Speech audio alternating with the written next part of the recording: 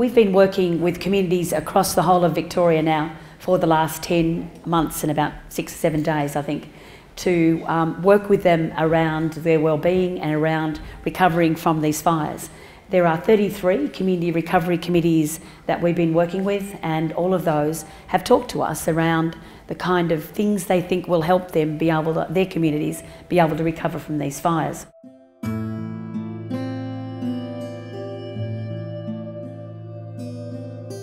We saw people in the most difficult circumstances pulling together and pulling through, and that's what we're still seeing today. And you know, the new breed of community leaders, if I could put it that way, that we've seen that have literally come up from the ashes. It's a wonderful thing to see. Well, we've all experienced something together that, well, unfortunately, that we never wanted to, but it's because of that experience, it's drawn us, you know, as a community much closer together. I've made some very good friends here, lifelong friends, and I've found jobs to do here and tasks to carry out here that I find meaningful and sensible and relevant to who I am.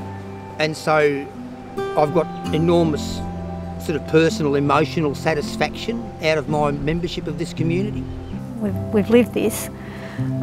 We need to be able to now get it into a plan to hand on and learn from future communities. I think a better preparation right across the community, so whether that's in additional resources, better preparation by individuals and communities, just little things like cleaning up houses and cleaning spouts, fire guard meetings, community meetings, all of those things. Communications in the valley were just a disaster right from day one. They've always been poor: radio, telephone, television. A lot of people were under-equipped, but we got through, and it was just sad that we lost lives in this whole event. But no, we're in pretty good shape. We think that a fairly accessible and not very expensive solution can be found to give a really good communications coverage in the valley, and everyone wants it. I think we're probably at the peak. I think we're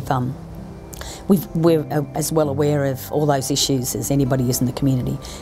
They've raised them with us. We've been trying to work our way through.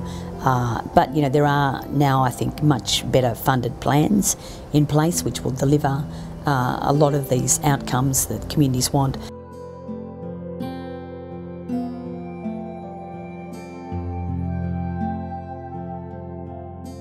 But it will take time. It's going to take many years. I was probably naive also in thinking that, you know, we can get over this a lot quicker than we will.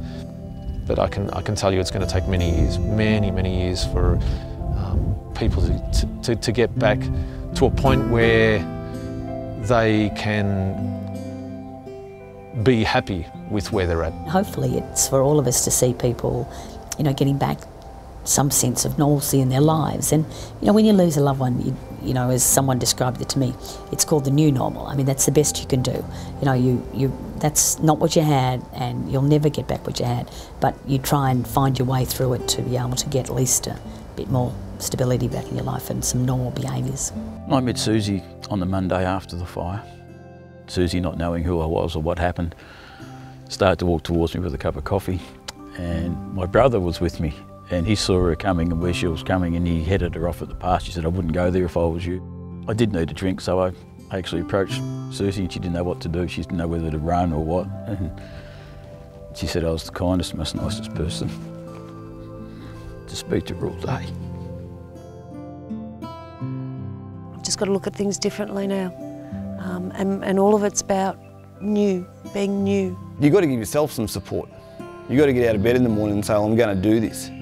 And that's what my wife and I, 2 or 3 days after the fire, said. We've got 3 young boys and we've got to get on with our life. Bushfires are not going away, and we need to understand their impact, and we need to be able to figure out ways to prevent them happening if we can, but just as importantly that we need to figure out how to recover and how to work with each other to do that. It's terribly important that people embrace the fact that our natural environment is probably more dangerous and potentially more lethal than it used to be. I think we've learnt about how to cope better after a big disaster.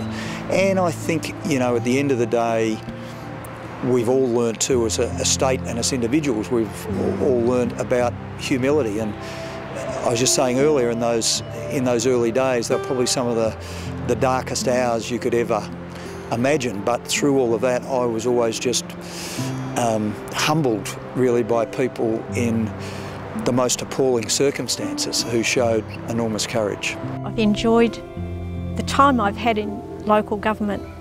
I don't know that I've enjoyed it all the last 12 months. It was just horrific, absolutely horrific, but we done what we had to do on that day. Having to go through that first year will always bring back the things you've been putting away for the last 8-9 months, and it'll still be there, but it'd be nice to just pass it through and not get too carried away with it. There's a lot of people who've lost their lives, and we just got to remember it was not a very pleasant time. I'm looking forward to it being a year that wasn't the year of the fires. I think that so much of what we do is sort of looked at in the context of this being the year of the fires.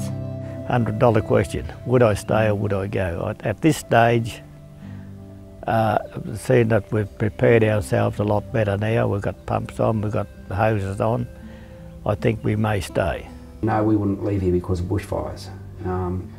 Possibly quite the opposite. I think we might be safer than some towns. No, home's here. It's been home for 30 years, so. We're happy to be home, but it's hot here, and we're making as much shade as we can. Yeah, we'd really like to have something started before winter. And I'd really like to get stuck into the garden and get it going, get things growing. Yeah, that's what I'd really like to do. I already picked my first cucumbers and I've got my first pepper over in a little veggie garden I've got over there, and so I started growing vegetables as soon as I could.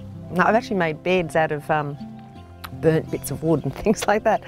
And yeah, I have this really, really strong feeling that I need to look after it.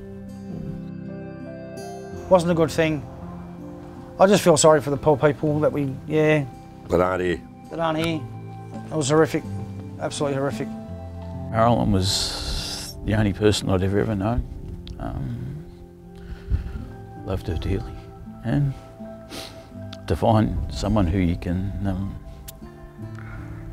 get those same feelings with, it's brilliant, absolutely brilliant. It doesn't come along too often, and to happen to me twice, It's very important that we see each other through this as a family, as a community. There's no point in beating the fire on the day and then a year later having the fire beat us some other way. That's what we're here to do, and that's what we will do.